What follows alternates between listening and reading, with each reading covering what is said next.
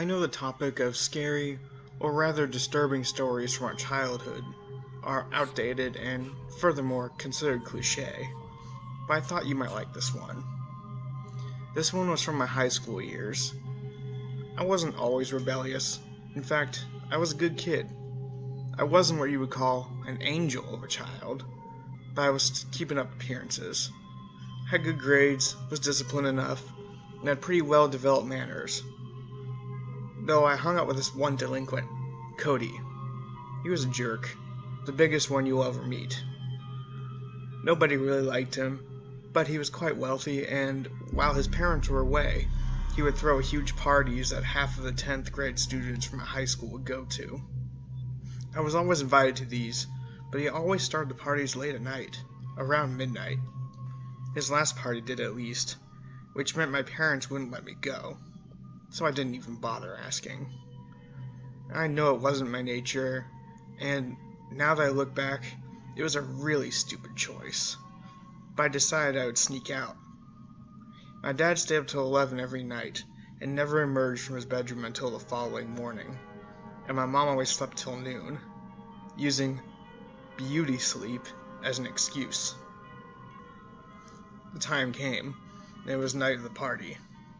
It was about 11:30, and my dad had already stumbled into his bedroom and proceeded to snore loudly. I slowly twisted the handle of my door to reveal the inky blackness of the hallways. Now would be the perfect time to escape. If not now, never. He lived pretty far away, and it would take at least an hour to get there by foot. I softly closed my door and lightly paced towards our sliding glass door. I opened it slowly, and it must have taken a minute before there was an opening big enough for me to squeeze through. Once I was through, though, I took no risk and took another minute to close it again.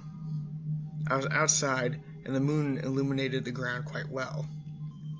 I lived in a desert area, and there were really no real threats at night, save for coyotes, but they rarely attack. I kept a pocket knife on me, however. They're usually more scared of you than you were of them, but this was just a precaution. Can't ever be too careful. There's also a fair amount of shady people for such a small town, but that didn't bother me. The terrain was rugged and difficult to navigate. I had to dodge tall brush and jump over eroded crevices in the earth. I checked my watch. It was about 12:15. I knew I must be close, because I saw a familiar house that I always passed by while walking on the sidewalk to get to Cody's. Only a couple more blocks and I would have made it. The terrain had gotten surprisingly less jagged and smoother after a couple of minutes. The ground was mainly free of rocks and other obstructions, save for beer bottles and some dried up bushes, but there was one thing that caught my eye. There was a brown, torn tarp laying next to the side of the ditch I was walking through. I stopped for a moment and observed it. That is before my curiosity managed to claw its way through and I slowly approached it. It was probably just trash, but for some reason I felt inclined to see what it was. I nudged it with my foot, and a tall figure rose swiftly from under the cover. I was knocked back and frozen with fear.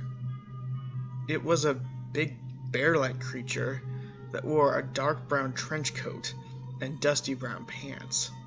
He was barefoot, and his feet were larger than any creature I know of. The bear-like thing stood up. He had been taller than 6'5", towering over me.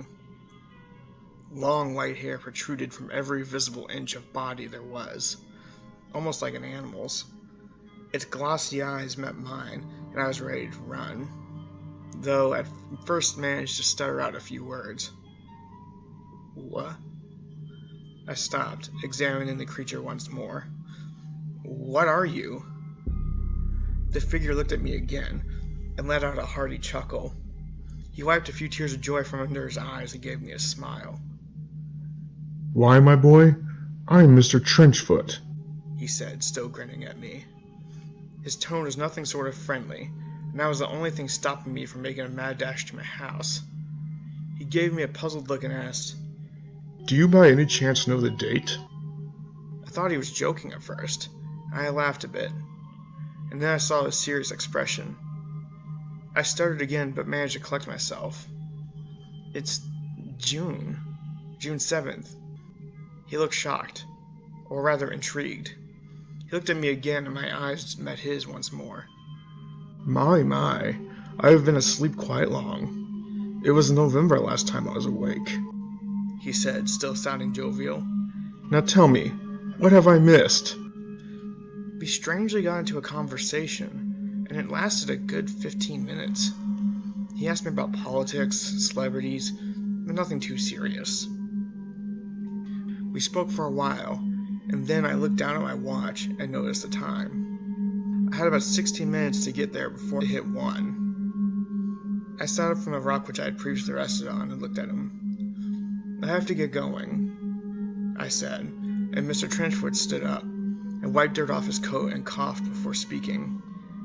He then started to walk towards a storm drain that seemed to lead into blackness. Follow me, he said, entering it. I need to show you something. His voice is all too friendly and inviting, and he crawled further into the pipe, and soon he was enveloped in darkness. I dared not enter, and stood there for a while. He turned, and the only reason I knew that is because a little bit of moonlight illuminated his eyes. It was just like it would a cat's or a dog's. I stepped back a bit, a little frightened, and reminded him I had to go. Come here, he said softly. He repeated, and with each time he got more angered and menacing. Come here. Come here. Come here. He inched forward, just enough so I could see him fully. Long black claws protruded from his fingers. He clawed the sides as he repeated, Come here. Now. Come here now. I ran as fast as I could back up the ditch I was walking in, daring not to look back to see if he was following until I was a safe distance away. After about a minute of running, I looked back and was relieved. He did not follow. He stood, watching as the moon outlined his figure. I continued to run as fast as I'd ever ran before. I hopped over my fence, and this time not conscious of making any noise, I ran inside, tired and frightened. My dad heard my entrance and ran to see what the cause of the noise was. I explained that something had tried to attack me, and he called the police without hesitation. I then explained to the police where it happened and what I saw.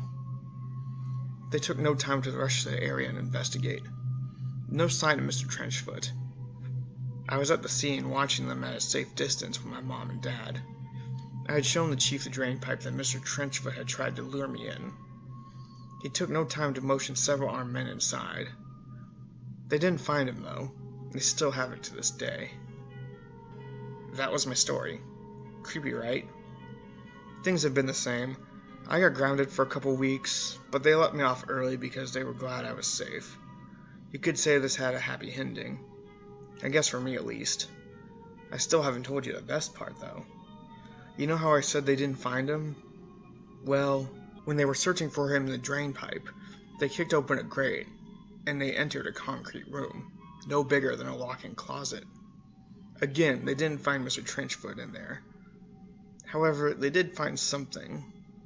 They found his tarp, still dusty as ever, and there's no sign of Mr. Trenchfoot or any life for that matter. There was another thing in that room. In the far corner of the dark, cold, concrete shelter was a pile of bloody, torn clothes. All of them belonged to children in my town that went missing in the last 20 years.